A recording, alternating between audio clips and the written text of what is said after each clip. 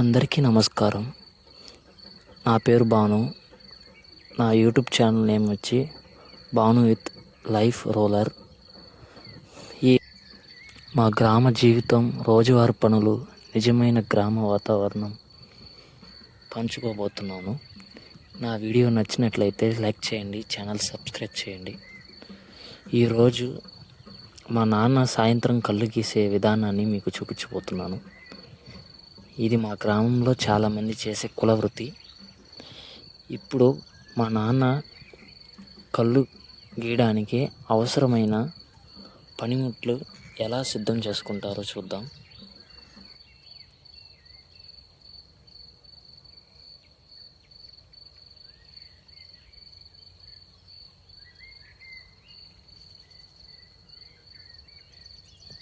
ముందుగా అయితే ఈ కత్తి పేరు పాల కత్తి అంటారు. దీన్ని ఉదయం, సాయంత్రం, మధ్యాహ్నం ఎప్పుడైనా యూస్ చేసే ముందు బాగా ముగ్గు ఇసుకతో కానీ రాళ్ళ పొడితో కానీ నూరుకోవాలి. పొద్దున బాగా నూరు పెట్టుకోవాలి.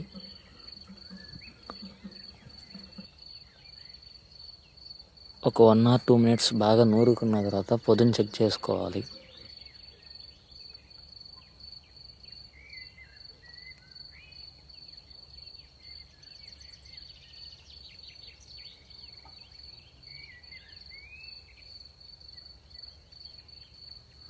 దీని పేరు వచ్చి కత్తి పిడక. ఈ కత్తి పిడికలో సెలగత్తి, పాలకత్తి ఉంటుంది. పాలకత్తి వచ్చి కళ్ళు గీయడానికి, సెలగత్తి వచ్చి మాను పైన పని చేసుకోవడానికి, దెబ్బలు కోయడానికి వాటికి యూజ్ చేస్తారు. ఇప్పుడు మా నాన్న నడుముకి టవల్ కట్టుకుంటున్నాడు. టవల్ కట్టుకున్న తర్వాత మోకు సిద్ధం చేసుకొని నడుముకి కట్టుకుంటాడు.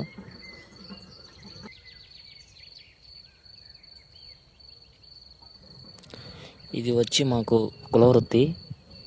మా గ్రామంలో ఈ పని సంవత్సరాలుగా చేస్తూ ఉంటారు. మా నాన్న గత 25 yearsగా చేస్తున్నాడు. ఇది వచ్చి తరచుగా ఉదయం, మధ్యాహ్నం, సాయంత్రం చేస్తారు. ఇదైతే సీజన్ కాదు. ఇటు సైడు మా 12 villagesలో కొంతమందికి మాత్రమే ఏదో ఒక మాన్ కళ్ళు అవుతాయి. ఇది వచ్చి సీజన్ కాదు. సీజన్ వచ్చి ఎప్పుడో అయిపోయింది. ఇది కేవలం ఒక పని మాత్రమే కాదు,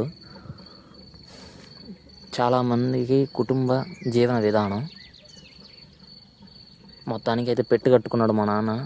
కట్టుకున్న తర్వాత చెంబు తీసుకొని మాన్ దగ్గరికి అయితే వెళ్తున్నాడు. మా ఇంటి దగ్గర నుంచి కళ్ళు గీత మాన్ దగ్గరకు ఒక 300 meters లేదా 400 meters మాత్రమే ఉంటుంది. డైలీ నడిచి వెళ్ళేసి మాన్ ఎక్కేసి గీసుకొని వస్తాడు. ఈవినింగ్ పూట మా విలేజ్లో చాలా ప్రశాంతంగా ఉంటుంది. ఈవినింగ్ అయితే చాలు, మేకలు అన్ని కైలు పొలంలోకి వచ్చి ఇంటి ముందర మేస్తూ ఉంటాయి. ఇవన్నీ మా ఊర్లో చాలా వరకు తాటి చెట్లు ఈ మధ్యన కోయేశారు. చూడండి ఎన్ని తాటి చెట్లు అయితే కోయేస్తున్నారో. అవి వచ్చి ఎందుకు కోసారంటే పొలంలో ట్రాక్టర్ లేదా వరి కోత మిషను తిరగడానికి వీలుగా ఉండదు, అందువల్ల కోయేశారు. ఇప్పుడైతే మా నాన్న మోకైతే కట్టుకున్నాడు మాను ఎక్కడానికి. చాలా పొడుగు ఉంటుంది మాను.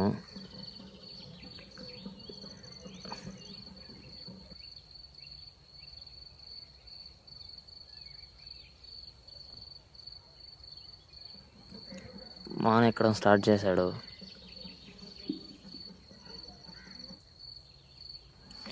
మెయిన్గా ఏమంటే నాకు యూట్యూబ్ ఛానల్ క్రియేట్ చేయాలనేసి చాలా రోజులుగా ఉంది నా మైండ్లో. సరే అనేసి ఈరోజే క్రియేట్ చేశాను.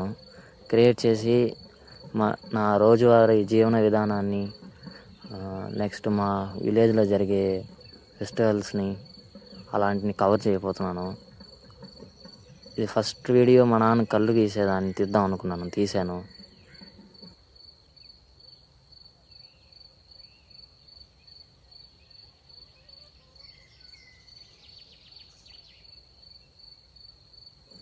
ఇది అన్సీజన్ కాబట్టి దుత్తల్లో కంత్రీగలు, తేనెటీగలు పడిపోతూ ఉంటాయి. దానికనేసి మా నాయన గుడ్డ పేలుగులు చుడతాడు దుత్త చుట్టూ. చుట్టిన తర్వాత ఆ దుత్తులో పురుగులు లేకపోతే కళ్ళు ఉంచుకుంటాడు, ఉంటే కింద పోయేస్తాడు.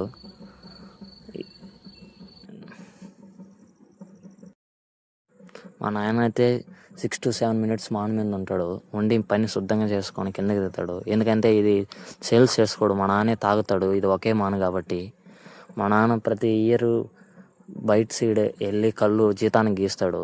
ఇంటికి వచ్చిన తర్వాత ఏదైనా లాస్ట్లో మాను ఉంటే దాన్ని గీసుకొని కళ్ళు ఆయన వరకు తాగుతాడు. దీనైతే ఎటువంటి సేల్ పర్పస్ కాదు, మా నాన్న తాగడానికి.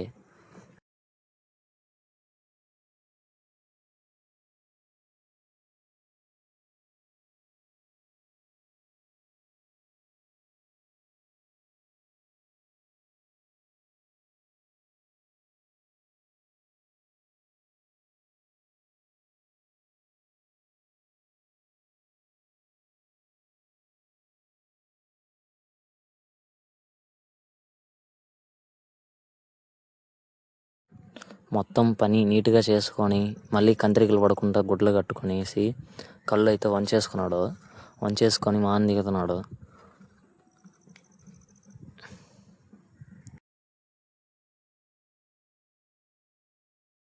ఈవినింగ్ కానీ మార్నింగ్ కానీ మా విలేజ్లో చాలా పీస్ఫుల్గా ఉంటుంది. ఇందుకే మా విలేజ్ పేరు మీకు తెలియదు కదా, మాది సులూరుపేట పక్కన పులికాట్ సరస్సు పక్కన ఒక చిన్న గ్రామం, దామరై గ్రామం.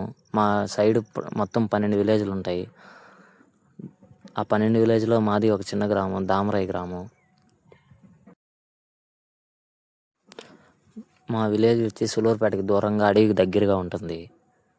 మేము వచ్చి అడవిలో చాలా అడవికి మాకు ఒక 2 కిలోమీటర్ల డిఫరెన్స్ ఉంటుంది. రోడ్డుకి అయితే బస్ స్టాండ్కి రోడ్డుకి అయితే ఒక 5-6 కిలోమీటర్ల డిఫరెంట్లో ఉంటుంది. కళ్ళు ఉంచుకున్న తర్వాత ఇలా మానికి ఒక బొట్టు రాలుస్తారు. అది ఎందుకు రాలుస్తారు నాకు కూడా తెలియదు. ఒకవేళ తెలుసుంటే కామెంట్ చేయండి. ఇప్పుడైతే కళ్ళు తీసుకొని ఇంటికి వెళ్తాడు మా నాన్న.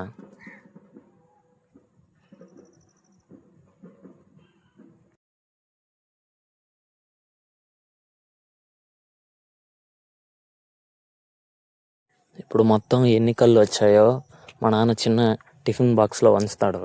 మొత్తం ఎన్ని కళ్ళు వస్తాయో చూద్దాం రండి.